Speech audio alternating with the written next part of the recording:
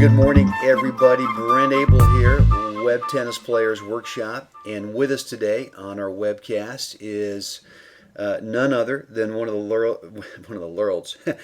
world's leading tennis writers, author of Jimmy Connor Saved My Life, a behind-the-scenes producer for the Tennis Channel, who just got back from Wimbledon, and a fellow Berkeley Tennis Club member, the great Joel Drucker. Joel, good morning. Good morning, Brent. Thanks for having me on. Well, listen, we really appreciate you taking some time this morning. And, our topic for discussion today is not taking a risk is risky. And, I want to start by asking you, about what you just saw over at Wimbledon with Petra Kvitova and her ability, really to win Wimbledon where, what's the difference between what she was able to do and with our current number one, Caroline Wozniacki, who really cannot get the job done on any surface in any of these Grand Slams? Well, it's a great question, Brent, and a lot of this goes back to a conversation I've been having for months with Martina Navratilova, who I've worked with at all the Grand Slams through the Tennis Channel. And we've noted how to win these big tournaments, it requires grabbing them, that nobody hands you Grand Slam tournament titles.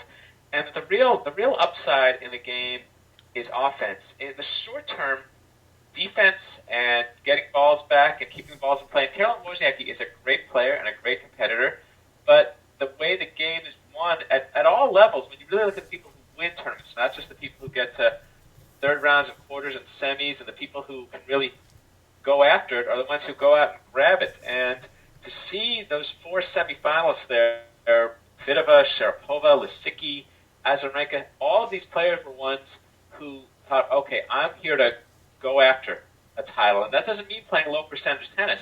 It means I'm going to hit the shots that are going to help me succeed. And I think what the defensive player sometimes loses track of is that they're not doing anything to force the opponent to miss. I mean, that's really what the offensive player does. We do things that force the player to miss. And people, I think, get very confused about all that. They think, well, I don't want to lose a point. I don't want to miss. But then what they're doing, they're giving up territory. And so Martina and I talked about the chance that are people going to emerge in women's tennis, or men's tennis for that matter too, who are going to go and grab the territory that's there to be had. Well, I think there's no question. I mean, the men's side, we look at Rafa, who's really worked on, I think, becoming, less of just a retriever, which I think he probably was in the beginning. And, arguably he's, the greatest clay court guy of all time. But there's no question that he's been able to add some offense where he is, really trying to force mistakes and be more offensive. And, I think we all look at that as sort of as taking a risk. But, I think you're absolutely right with Petra. I mean, I didn't watch all that match, but I watched the first set, and there's no question that, she was really, I never got the sense that she was sort of a defensive player. And so, Joel, how does this work with the rest of us? One thing that I always try to do is I try to force play, and I don't think I try to force it so much with big shots, but I try to do it more with core positioning. How does it work with the rest of us so that we get out of this mindset that, a lot of people say, well, geez, Brent, you play such high-risk tennis. Well, my thought's always been is I don't feel like it's high risk. I feel like it's low risk to move into the court and sort of force that passing shot. Well, I looked up the word risk in the dictionary, and the first definition says risk, the possibility of suffering harm or loss, danger.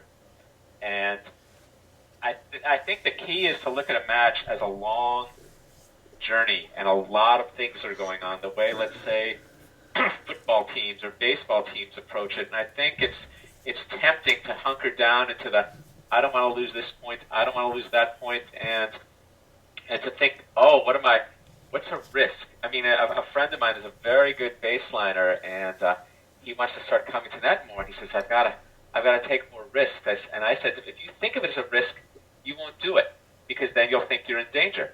And it's not being in danger. It almost has to do with how we conceive an entire match, or for that matter, the entire reason we're playing in the first place anyway.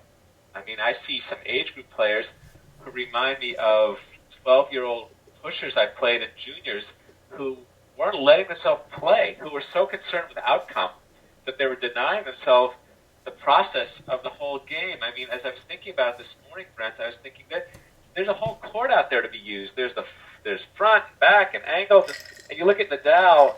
At Wimbledon, Justin Gimelstob and I were doing some work on something about Nadal, and we pointed out all the things he's done that have helped him win Wimbledon. He's enhanced his serve. He's using the slice backhand more. He understands how to use his volleys.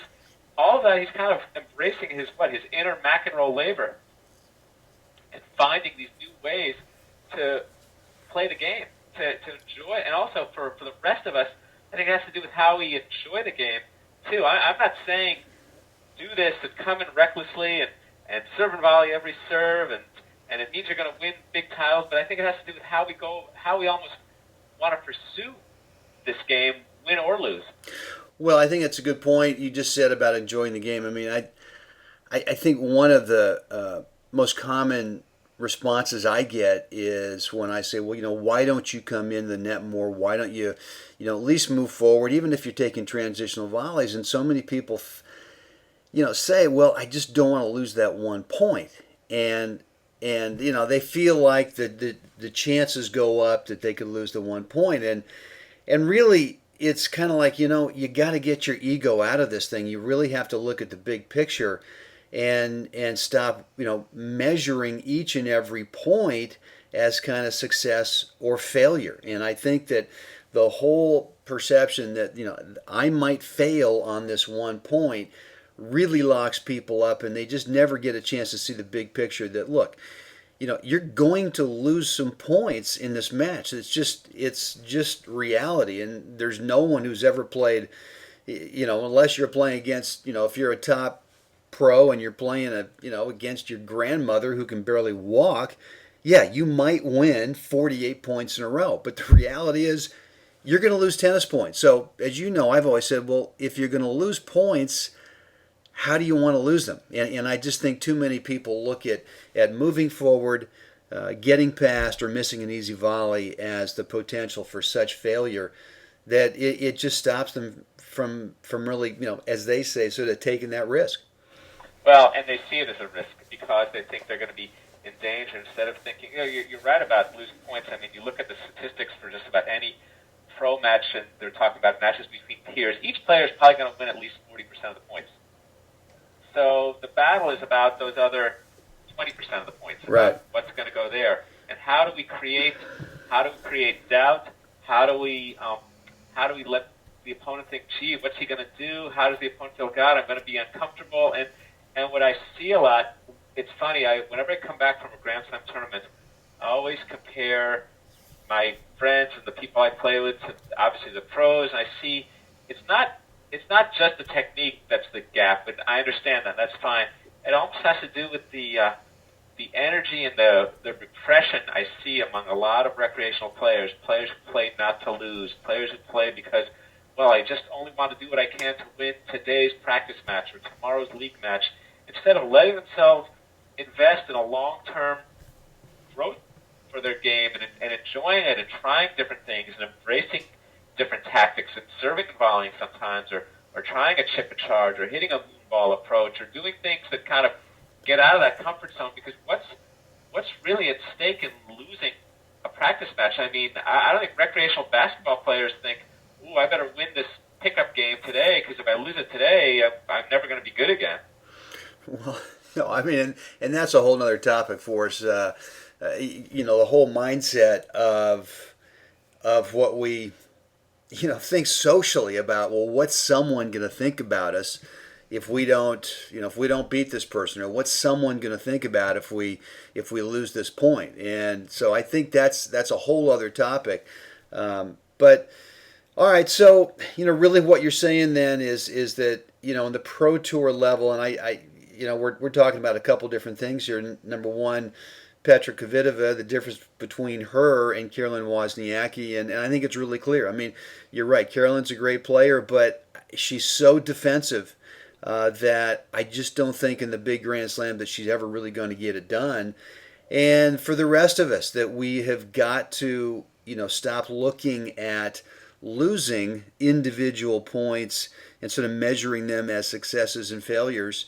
And for me, again, I don't perceive that as risk. I think a lot of people do. So, well, Joel, listen, I really appreciate your time this morning. What's coming up on your agenda? Have you got any writing, any articles? I have a bunch of articles I'm going to be working on. Some things I'm going to be.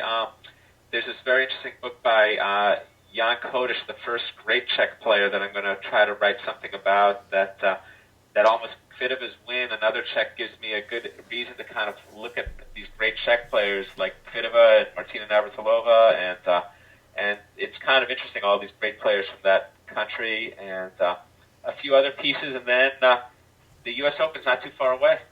What are you doing at the U.S. Open this year? I'll be working again for Tennis Channel as a story editor, producer, helping with a lot of the features, working with a lot of the announcers, just kind of roaming the land for Tennis Channel.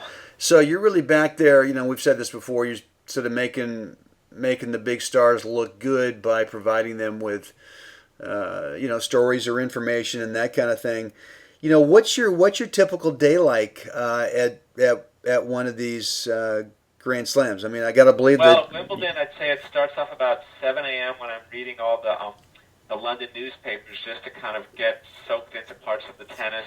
And then, depending on what we're doing at the Grand Slam, a lot of it has to do with preparing things that are going to help us do what we need to do in the day, whether in some cases it's information for a certain commentator, or in some cases I'm working on various features that we might be shooting. I mean, I did a feature at Wimbledon this year with, I did some pieces with Lindsay Davenport on analyzing certain players like Sharapova. So I'll write these and I'll help arrange the camera shoot. So when we do the shoot and work with the player to deliver the lines that we've written, and then at certain events I'll be in the booth during tournaments where I'll be with the commentators and helping them during the match. Other times sometimes I'll go away to an event that's kind of off campus or something, near the tournament that'll help ask questions for. Just a whole range of things. So was there one guy or gal who's kind of the lead producer on this thing, and he the night before, the first thing in the morning, he gives you, here's your to-do list for the day? In a way, it could be that simple. It has more to do with me kind of seeing what it needs to be, and after a while we kind of get a picture and we're going, and sometimes the day before he'll say, yeah, I want you to do this tomorrow, or sometimes the day of I'll say, hey, I should be doing this today, and it's kind of this constant communication thing. I mean, things will come up, or I'll get a producer will call me during the day and say, hey, could you find this out for us now, or dig this out, or it's a lot of zone coverage. A lot of zone coverage. Good. All right, Joe. Well, listen, again, thanks for your time this morning. Always great to have you with us, and look forward to getting you on again soon. And good luck with this summer and your endeavors at the U.S. Open.